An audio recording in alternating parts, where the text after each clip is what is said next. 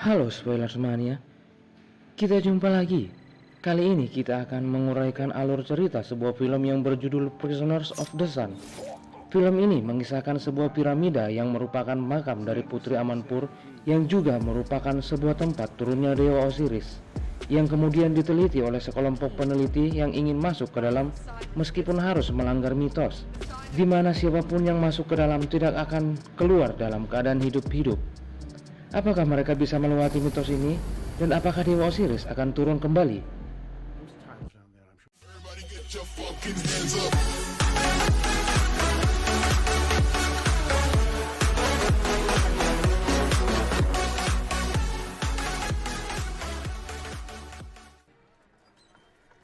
Cerita dimulai di mana sekelompok peneliti melakukan penelitian terhadap sebuah piramida yang dipimpin oleh Profesor Mandela dan asistennya Seamus Adler.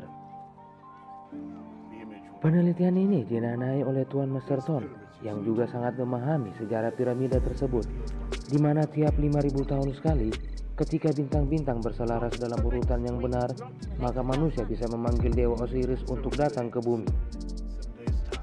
Dan Masterton pun tahu waktu itu adalah 7 hari dari sekarang.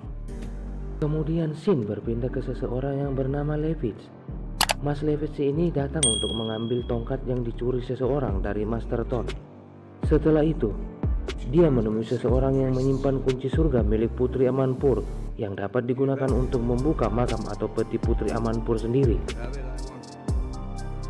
Dalam pertemuan ini, si pemegang kunci ingin menjualnya kepada si Mas Levitz, tetapi bukan uang yang didapat, melainkan kematian.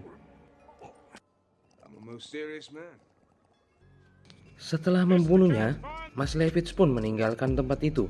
Kemudian, Tuan Masterton datang bersama asistennya Mbak Claire. Mereka menemukan mayat si pemegang kunci tadi. Di saat yang sama, Mas Levitz menelponnya dan menyampaikan bahwa dia ingin bergabung dalam ekspedisi tersebut. Dan jika Tuan Masterton menolaknya, maka tongkat yang tadi digunakan untuk membunuh akan diserahkan ke polisi dan Tuan Masterton pun bisa dipenjara. Pada sore harinya, badai pasir akan menerjang tempat tersebut. Semua pekerjaan dan orang di situ diminta untuk berhenti sampai badai selesai. Scene berpindah keesokan harinya, di mana mereka melihat bahwa piramida yang tadinya tertutup oleh pasir, kini dinding puncaknya sangat terlihat jelas akibat badai. Dan hal ini membuat kesempatan untuk mencari pintu masuk makin besar. Dan Tuan Masterton meminta Mbak Claire, asistennya, untuk menelpon anaknya yang berada di London agar datang ke Mesir. Pada malam harinya, Tuan Masterton datang menemui Mas Levitz di sebuah bar. Pada pertemuan ini, akhirnya Tuan Masterton pun mau membawa si Mas Levitz ini karena kunci surga itu tidak dijual oleh si Mas Levitz sendiri.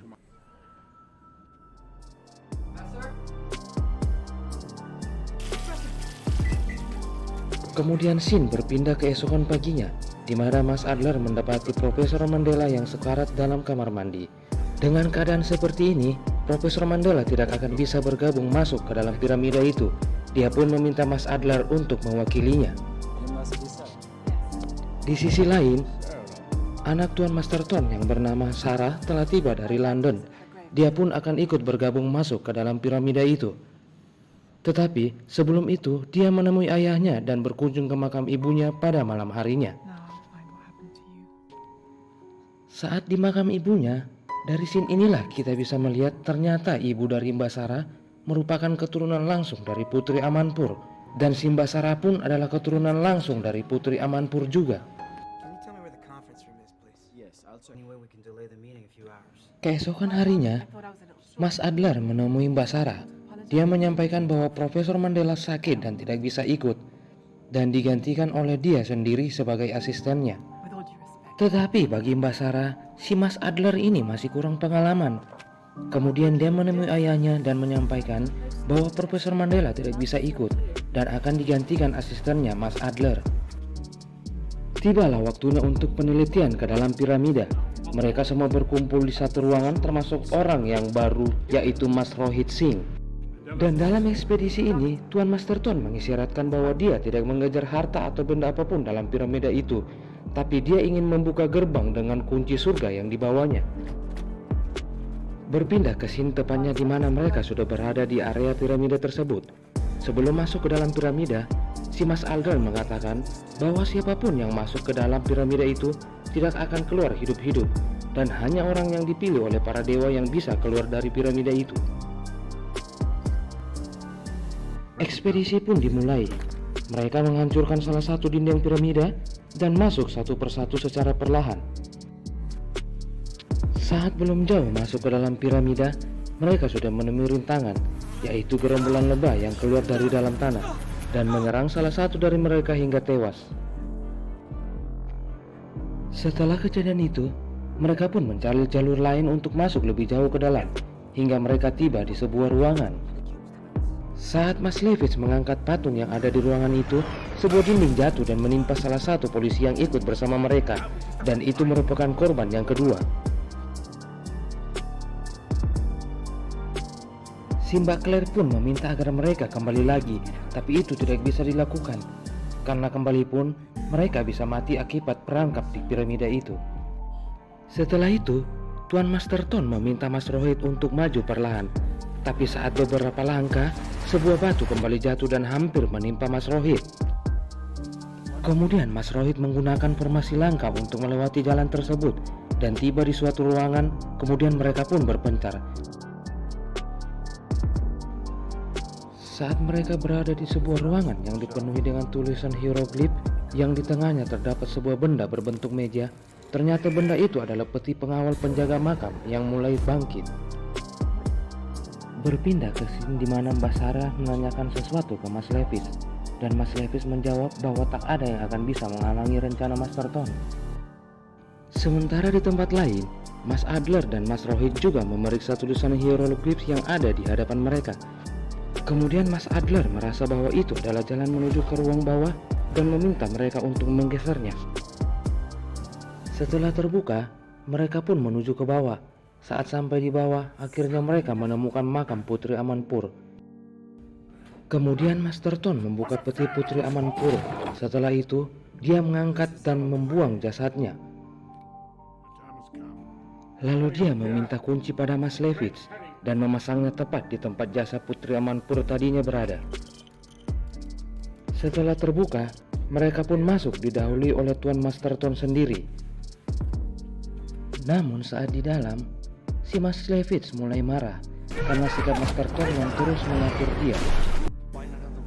Dan tiba-tiba sebuah dinding batu terjatuh hingga memisahkan rombongan. Akibatnya, mereka pun harus terpisah dan mencari jalan masing-masing. Namun saat mencari jalan, rombongan Mas Rohit terjatuh dikarenakan salah satu dari mereka didorong oleh mumi penjaga makam dan mengakibatkan satu dari mereka tewas. Ternyata si mumi penjaga makam sudah mulai keluar mencari mereka. Sementara rombongan Mas Adler menemui jalan yang lebih baik untuk ke bawah, dan akhirnya semua rombongan bertemu kembali. Mereka pun masuk lebih jauh ke dalam, di mana terdapat ratusan orang yang mati dan menunggu waktu 5.000 tahun yang bisa membangkitkan mereka lagi. Di tempat ini pula, mumi penjaga makam mengintai mereka. Kemudian mereka pun berjalan perlahan memperhatikan tempat itu. Tiba-tiba, mumi penjaga makam muncul dan mencekik leher si Mbak Sarah. Adam yang melihat kejadian itu menembak mumi itu hingga Mbak Sarah terlepas. Kemudian si mumi mendatangi Mas Adam dan melemparkannya. Tetapi rekan Mas Adam tewas dibunuh oleh mumi tersebut. Kemudian Mbak Sarah yang mencari jalan keluar akhirnya menemukan jalan keluar tersebut. Kemudian mereka buru-buru untuk keluar karena pintu tersebut akan turun lagi.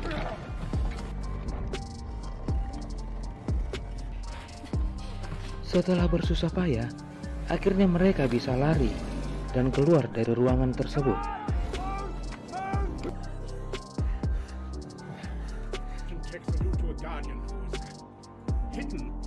Setelah berpindah tempat, mereka pun bertengkar antara Mbak Sarah dan Masterton. Kemudian Masterton melihat sebuah pintu dengan tulisan hieroglif dan meminta Mas Adler untuk mengartikannya. Ternyata itu adalah pintu masuk ke ruangan lain, yang hanya bisa dibuka oleh keturunan langsung dari Putri Amanpur. Master Ton menyuruh Simbasara untuk berdiri di depan pintu itu karena dia adalah keturunan dari Putri Amanpur. Saat ingin masuk setelah pintu terbuka, si mumi kembali datang. Namun Mas Adler dengan cepat menekan sebuah tombol agar pintu tertutup lagi. Mereka pun berjalan masuk. Ternyata di dalam terdapat sebuah bangunan yang sangat besar dengan sebuah lubang tepat di ujung piramida. Di sini inilah kemudian diketahui bahwa Master Ton bukan mau meneliti, tapi ingin mengaktifkan lagi gerbang yang selama ini tidak bisa terbuka tanpa adanya darah dari keturunan Putri Amanpur. Kemudian Master Ton pun menyuruh Adam untuk mengikat Mbak Sarah di kursi batu. Mas Adler mencoba membantu, namun Mas Adam menembak tapi dilindungi oleh Mas Rohit, hingga akhirnya Mas Rohit pun tewas. Kemudian tangan si Mbak Sarah pun dilukai dan mengeluarkan darah hingga darahnya mengalir menuju sebuah wadah. Dan cahaya pun muncul seperti sebuah hologram memancarkan sinar diikuti oleh aktifnya beberapa roh. Lalu Master Ton mendekati cahaya itu dan puncak piramida pun terbuka. Pertanda jika cahaya masuk ke dalam orang-orang yang banyak mati tadi, mereka bisa bangkit kembali. Kemudian Mas Adler melakukan perlawanan kepada Mas Adam dan merebut pistolnya, kemudian melepaskan Simbasara. Saat tangannya terlepas, Basarah pun mengambil pistol dan menembaknya ke Master Ton. Master Ton pun tewas dan akhirnya upacara 5000 tahun itu tidak terjadi dan piramida pun mulai runtuh. Mereka bertiga pun harus segera keluar dari tempat itu sebelum ikut terkubur hidup-hidup bersama Tuan Master Ton. Kemudian pada akhirnya mereka bisa keluar dan cerita pun selesai. Dan demikianlah alur cerita kita kali ini.